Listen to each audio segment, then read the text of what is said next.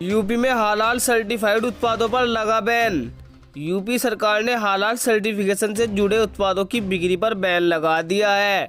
आदेश के मुताबिक राज्य में अब हालाल सर्टिफिकेट वाले उत्पादों के निर्माण, भंडारण, वितरण और बिक्री को तत्काल प्रभाव से रोक लगा दी गई है। आरोप है कि कुछ कंपनियां रोजमर्रा की जरूरत के उत्पादों को हालाल सर्टिफाइड कर बेच रही है। ऐसे खास तरह के उत्पाद की बिक्री बढ़ाने और आर्थिक फायदा पहुंचाने के लिहाज से किया जा रहा है। मोहम्मद शमी के गांव में जल्द बनेगा स्टेडियम।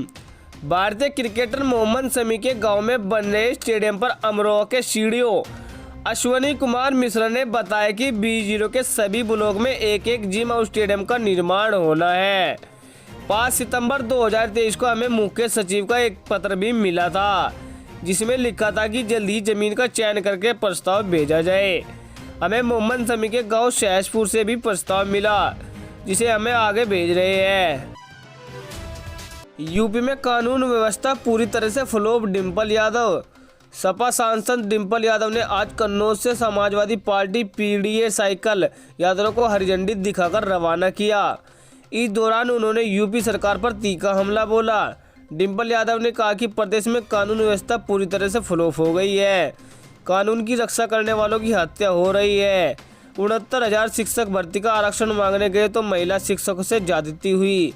यूपी सरकार की पुलिस महिलाओं पर अत्याचार कर रही है। कांग्रेस ने देश के लिए समस्या पैदा की। CM योगी।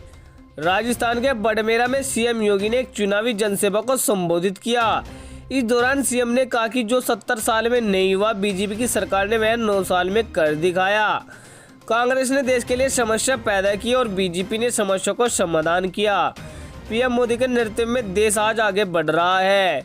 BJP राज्य में बिना भेदभाव लोगों को योजनाओं का लाभ मिल रहा है। दुनिया आज भारत को आशा की नज़र से देख रही है। बिजली कर्मचारियों और पेंशनरों के DA/DR में बढ़ोतरी का आदेश। यूपी में पावर कॉर्पोरेशन और उसकी सहयोगी वितरण कंपनियों के कर्मचारियों के महंगाई भत्ते और पेंशन के महंगाई राहत में 4% बढ़ोतरी का आदेश जारी किया गया है। इसका लाभ 1,35,000 कर्मचारियों और पेंशनरों को मिलेगा, जो 1 जुलाई से देय होगा। नवंबर के वेतन के साथ यह राशि उन्हें नकद दी जाएगी। मौजूदा वक्त में कर्मचारियों को मूल वेतन का 42% महंगाई भत्ता मिल रहा था, इसे बढ़ाकर अब 40% कर दिया गया है।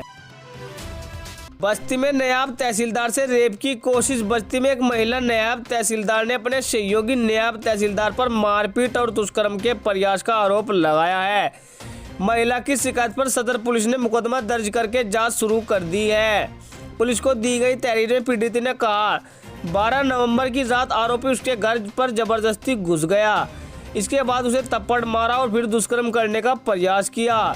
वह 3 दिन तक डरी सहमी घर पर ही रही और किसी को कुछ नहीं बताया। यमन में भारतीय नर्स पर लटकी फांसी की तलवार। यमन में एक भारतीय नर्स को मौत की सजा मिली है। नर्स नमीशा प्रिया पर आरोप है कि उन्होंने एक यमनी नागरिक की हत्या की है। वहीं नमीशा को बचाने के लिए उनकी मां ने दिल्ली हाईकोर्ट में एक याचिका दायर की है। याचिका में उन्होंने कहा कि वह अपनी बेटी को बचाने के लिए ब्लड मनी या कहे मुआवजा लेकर यमन जाना चाहती है। निमिशी पर पासपोर्ट हासिल करने के लिए यमनी नागरिक तलाल अबोदा महिद की हत्या का आरोप है। 1,25,000 इनामी शार्प शूटर इनकाउंटर में ढेर। झांसी के मौरीनापुर क्षेत्र में हुई मुठभेड़ में यूपी STF ने शूटर दानिश कालिया को मार गिराया है। मुठभेड़ में उसे 3 गोलियां लगी थी। अस्पताल में उसने दम तोड़ दिया। कालिया 2020 में कानपुर बसपा नेता व हिस्ट्री सीटर पिंटू संगेर हत्याकांड में फरार चल रहा था। उस पर कानपुर पुलिस ने 1 लाख और झांसी पुलिस ने 25,000 का इनाम रखा हुआ था। हालाल सर्टिफिकेशन को लेकर सपा ने सरकार को घेरा। यूपी सरकार हालाल सर्टिफिकेशन को लेकर सख्त हो गई है।